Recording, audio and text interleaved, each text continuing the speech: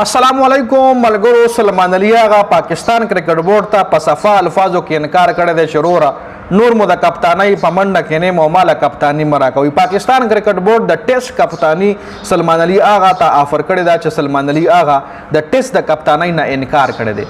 اوس سلمان هغه ولې انکار کړی دی په دې باندې په دې ویډیو کې ډیټیل سره خبره کوو، خو تاسو له معلومه وي د ټیسټ کیپټن شان مسعود چې د شان مسعود په کپتانۍ کې پاکستان تقریبا 100 ټیسټ میچز کړي دي، 12 بایللي دي او 4 پکې ګټلي، ډرا پکې یوم نشته دی.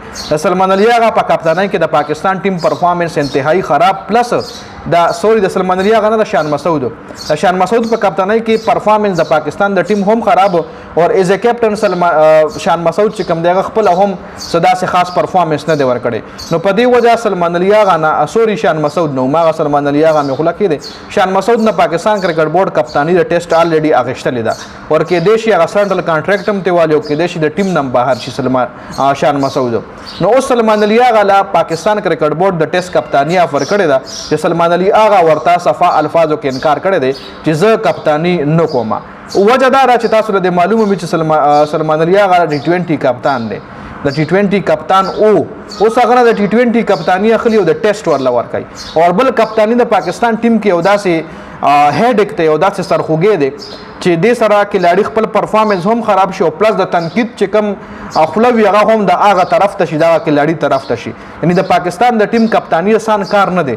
نو په دې وجه باندې سلمان هغه انکار کړی دی چې زه ټیسټ کپتانی نه کوم. د ون ډے د ټي 20 کپتانی تی اخلي الریډي. نو اوس د ټیسټ کپتانی نه هم سلمان هغه انکار کړی دی، او وجه هم دا ده چې دلته اډو پته نه لګي چې کله هم د تانه کپتانی غشتل شي، کله هم د هوا رخ بدلیدي شي. پاکستان کرکټ بورډ یو داسې بورډ دی چې دې فیصلې شپه په شپه کې کلاړي خبر هم نه چې سار پاسې د ټیم نه ډراپي چې بیګو د کیږي د شپې چې د کیږي د ټیم حساب او چې سار پاسې د ټیم نه لري کړی وي. نو کلاړیان چې کوم دی هغه هم سکه ورنی د هغه پوزیشن د هغه بیټینګ د هغه ټیم کې پلیس چې کوم دی هغه سکه ورنی وي، او ایز ا کیپټن کپتان هم سکه ورنی. کپتان لم پته نه چې زه به تر کومه کپتان یم، کپتان لم دا پته نه چې زه به تر کومه کپتان یم. ځکه ریسنټلی تیر شوي 2-3 کالو کې تاسو د پاکستان د ټیم د کپتانۍ چې کوم پوزیشن دي، د کپتانۍ چې کوم بدلی شوي دي، نو هغه به تاسو حیران کی. بابر اعظم نه کپتان نشته، رضوان له ورکړي، رضوان نشته بابر له ورکړي، بابر نشته شاهین له ورکړي، شاهین نشته بابر له واپس ورکړي، بابر واپس شاهین له ورکړل شوی دا. سلمان هغه پکې هم ټرای کړل شوی، شان مسعود پکې هم ټرای کړل شوی دی. نو په دې وجه باندې ډېر کلاړیان داسې دي چې وایي چې دا هیډیک دی، دا یو سرخوږی دی، دا یو سرخوږی دی، او کپتانی د پاکستان د ټیم اسانه خبره نه ده. د کوچز د عوامو د کلاړیانو د تنقید ښکار به جوړیږي.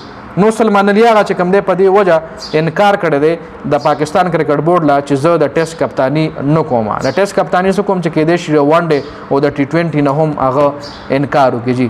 خیر تاسو څه خیال دی په دې باندې خپل رائے موږ سره په کمنټ کې ضرور شریک کړئ.